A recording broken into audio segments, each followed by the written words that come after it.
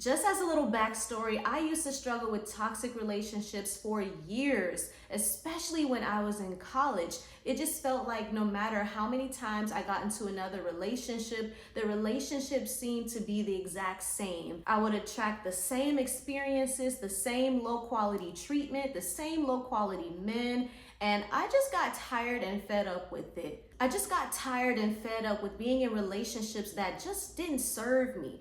Even if the person I was dating at the time wasn't a bad person, I still felt like I was dating significantly below my standards. It wasn't until I got fed up and started to question, why do I keep finding myself in the same situations? Why am I in these same type of relationships? No matter how much I desired my dream relationship, it just felt like I kept falling short in this area. I didn't see a lot of healthy relationships growing up, but I learned that just because I didn't see a healthy relationship growing up, that doesn't mean that a healthy relationship can't come from me.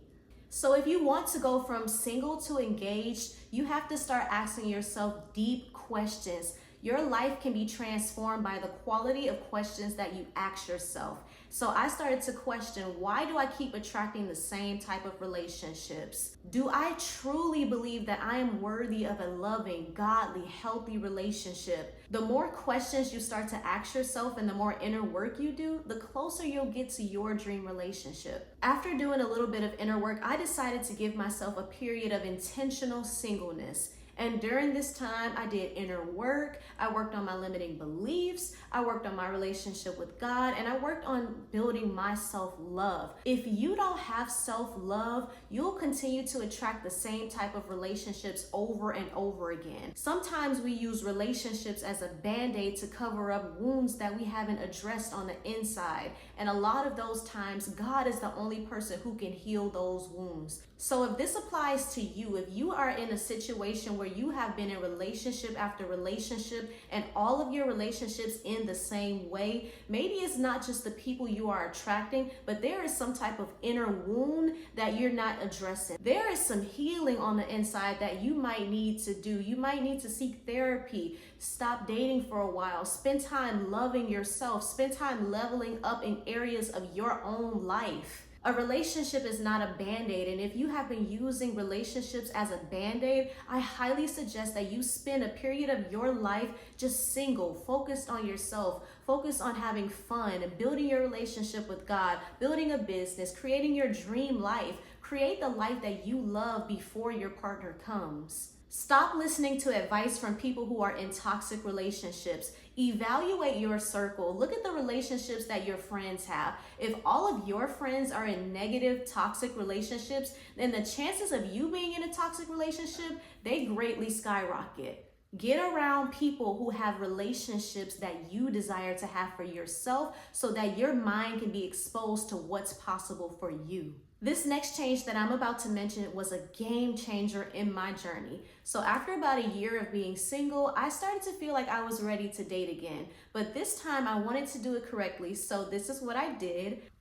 I have 2 book recommendations. So this first book right here is called Love and Dating in the 21st Century by Rebecca Lynn Pope, and this is such a good book, especially if you are a Christian woman and you want to learn how to date but in a modern way. This is such a good guide. This book also has journal prompts and reflection questions. So if you do decide to get this book, I highly recommend completing all of the questions because that is where you get to the root of your deep inner work. And this book right here is called 23 Types of Guys You Might Meet on Social Media by Janice Hilton. I love this book. This book is hilarious, number 1. She talks about having a strategy for dating so that you're not just going out on dates just because. And she also teaches you how to raise your standards so you can attract the highest quality godly man. Create a list of negotiables and non-negotiables, but don't ever compromise on your core values. For example, some of my non-negotiables is that he must be a Christian, he must attend church regularly, he must have a good career, he must be a gentleman. Those are a few of my non-negotiables. Some of my negotiables or things that I'm willing to bend on a little bit are age, height. Some women get caught up on more superficial things like height or how a man dresses, and I'm not saying that those aren't important at all, But what I'm saying is keep in mind that men are still human and that no one is perfect. No one is going to match your exact expectations to a T. You have to be open and be flexible, but never compromise on your core values. Never compromise on the person and the character that the man has. And keep in mind that all of this is not just about attracting your dream man. This is all about becoming the woman of your dreams as well. All of this is about doing inner work to level you up from the inside out. And the more inner work you do, the more likely you'll be to attract the right partner into your life. This journey is all about you leveling up as a woman from the inside out.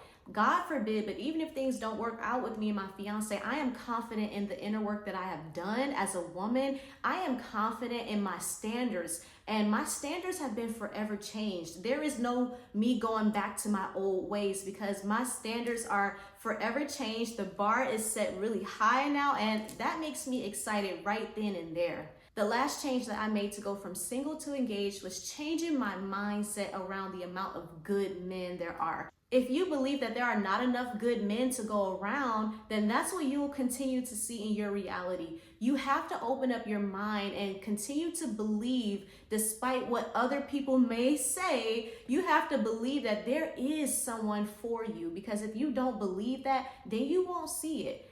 When I moved from Florida to Atlanta, I did a lot of YouTube research on the pros and cons of living in Atlanta.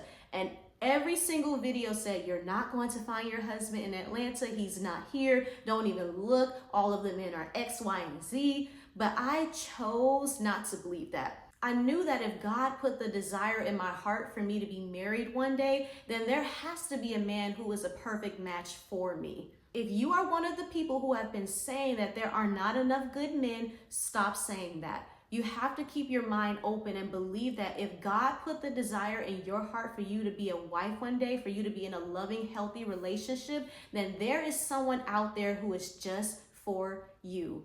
And think about it like this. You don't need 100 prospects. You don't need 100 good men. You only need one.